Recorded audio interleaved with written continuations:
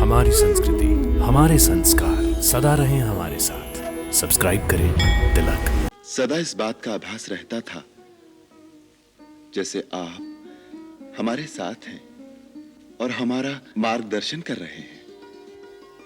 इतनी कम आयु में तुमने जो आदर्श, जो सत्कर्म संचित कर लिए हैं, वो हम वृद्धावस्था तक नहीं कर सके। ये आप क्या कह रहे हैं पिताश्री? मेरे प्रेरणा स्रोत तो आप ही हैं। आप ही के पद चिन्हों पर चलकर कुछ करने की क्षमता पाई है मैंने। आपने तो देवलोक तक जाकर अपनी कीर्ति पताका स्थापित की है।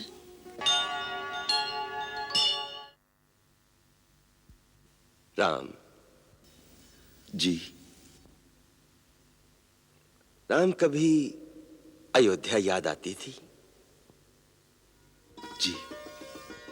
छोटे भाई, माताएं तो अवश्य याद आती होंगी।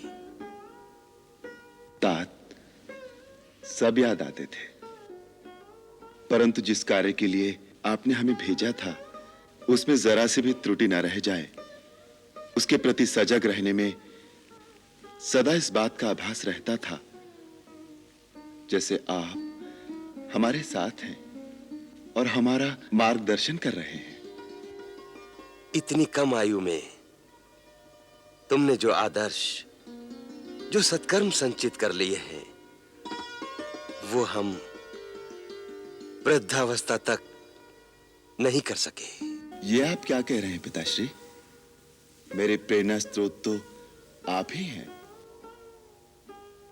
आप ही के पद चिन्हों पर चलकर कुछ करने की क्षमता पाई है मैंने। आपने तो देवलोक तक जाकर अपनी कीर्ति पताका स्थापित की है। वो जो कुछ किया है, एक राजा ने अपनी कीर्ति की आकांक्षा, अपना प्रभाव, अपनी सत्ता का दबदबा जमाए रखने के लिए किया है। किंतु तुमने जो कुछ किया है, पिता की आज्ञा, गुरुजनों की सेवा, प्रजापालन, ऋषियों, मुनिजनों, तपस्वियों की सुरक्षा के लिए किया है। इसी में तुम्हारी महानता है। तुम जैसे आदर्श पुत्र को पाकर न केवल तुम्हारे माता पिता वरन पूरे रघुवंशी पितरों का मस्तक गर्व से ऊंचा हो गया है।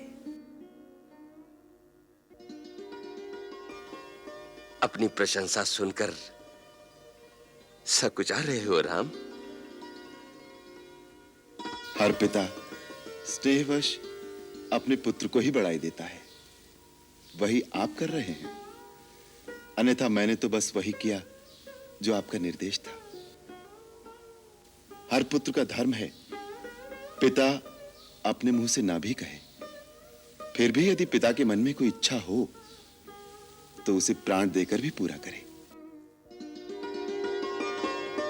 इसी कर्तव्य की प्रेरणा से ही मैंने ये सारे कार्य किए हैं। सारे आर्यावर्त के शूरवीर पूरे बाहुबल की शक्ति लगाकर जिस शिव धनुष को हिला नहीं सके, उसके भंजन में किसकी प्रेरणा थी राम?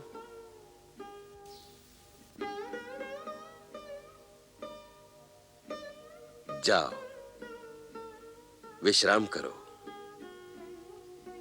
जब तक हम प्रशंसा करते जाएंगे, तुम संकोच से नमते जाओगे। जाओ वत्स।